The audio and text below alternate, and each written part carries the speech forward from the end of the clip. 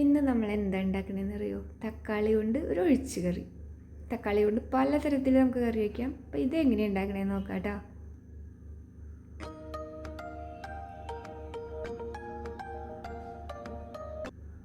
അപ്പോൾ ഇതിനായിട്ട് നമ്മൾ ഇത്ര 5-6 തക്കാളി എടുത്തിട്ടുണ്ട് കേട്ടോ. തക്കാളി നന്നായിട്ട് കഴുകി കൊണ്ടുവന്നിട്ടാണ് ഇങ്ങനെ തൊലി കളഞ്ഞെടുക്കുന്നത്.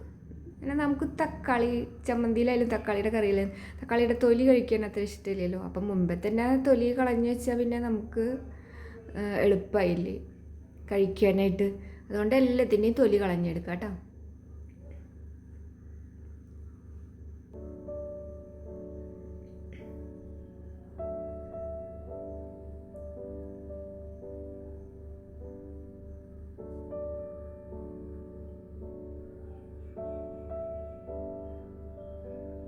തക്കാളി ചമ്മന്തിയൊക്കെ ഉണ്ടാക്കാനായിട്ട് എല്ലാവർക്കും അറിയാം.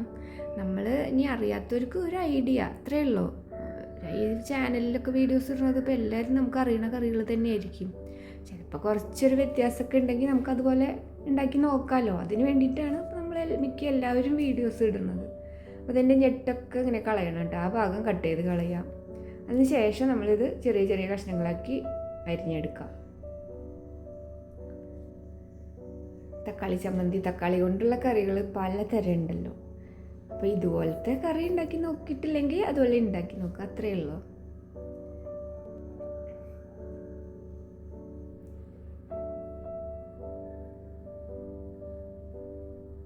നമ്മൾ തക്കാളി അരിഞ്ഞ് വെച്ചു. ഇനി നമുക്കതിലേക്ക് 2 പച്ചമുളക് എടുത്തിട്ടുണ്ട്. പിന്നെ ചുമന്നുള്ളി കുറച്ചൊരു കൈപ്പിടി നിറച്ചെടുത്തിട്ടുണ്ട് കേട്ടോ. പിന്നെ 5-6 വെളുത്തുള്ളി എടുത്തിട്ടുണ്ട്. പിന്നെ കറിവേപ്പിലയും.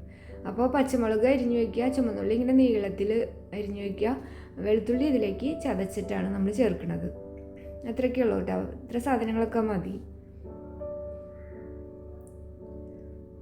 വെളുത്തുള്ളി മണം ഇഷ്ടമില്ലെങ്കിൽ വെളുത്തുള്ളി ചേർക്കണ്ട. പക്ഷേ തക്കാളി ചമ്മന്തിയിൽ ഈ വെളുത്തുള്ളി ചേർത്തൊരു പ്രത്യേക മണം ഉണ്ടാവും. അതിന് പാൻ വെച്ചിട്ട് എണ്ണ ഒഴിച്ച് എണ്ണ ചൂടാകുമ്പോൾ അതിലേക്ക് കുറച്ച് കടുക് ഇട്ട് പൊടിച്ചാൽ മതി കേട്ടോ. പിന്നെ അതിലേക്ക് വെളുത്തുള്ളി ചതച്ചതിട്ട് കൊടുക്കുക. വെളുത്തുള്ളി ഒന്ന് മൂത്ത് വരുമ്പോൾ നമ്മൾ ഉള്ളി അരിഞ്ഞത് ചേർക്കുക, പച്ചമുളകും ചേർക്കുക. ഈ പച്ചമുളകും ഉള്ളി നന്നായിട്ടൊന്ന് മൊരിഞ്ഞ് വരണം. വെളുത്തുള്ളി നമ്മൾ മുമ്പേ ഇട്ട് ഇപ്പോൾ തന്നെ നന്നായിട്ട് മൂത്ത് വന്നിട്ടുണ്ട്. അതിന് ശേഷം ഇതിട്ട് കൊടുക്കുക.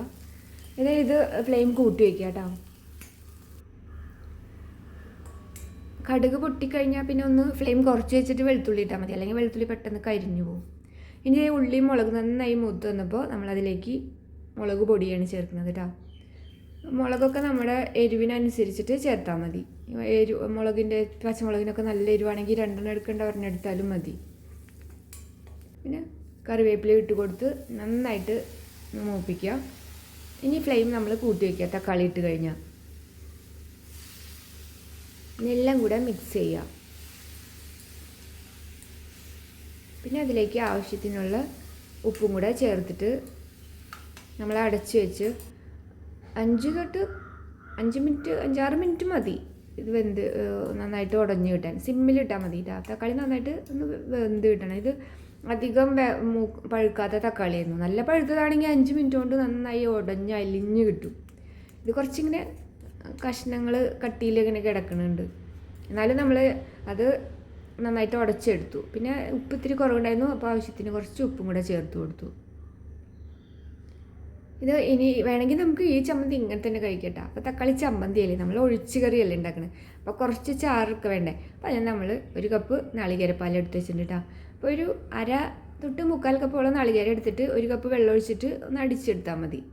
ആ നാളികേരപ്പാലാണ് ഇപ്പോൾ നമ്മൾ ചേർത്തത് കേട്ടോ. നാളികേരപ്പാൽ ഇട്ട് കഴിഞ്ഞിട്ട് നമ്മൾ തിളപ്പിക്കണ്ട, ചെറുതായിട്ട് ഇങ്ങനെ ഒരു പതഞ്ഞിങ്ങനെ വരില്ലേ, ചെറിയൊരു തിള വരുമ്പോൾ നമ്മൾ ഇതേ കണ്ടില്ലേ.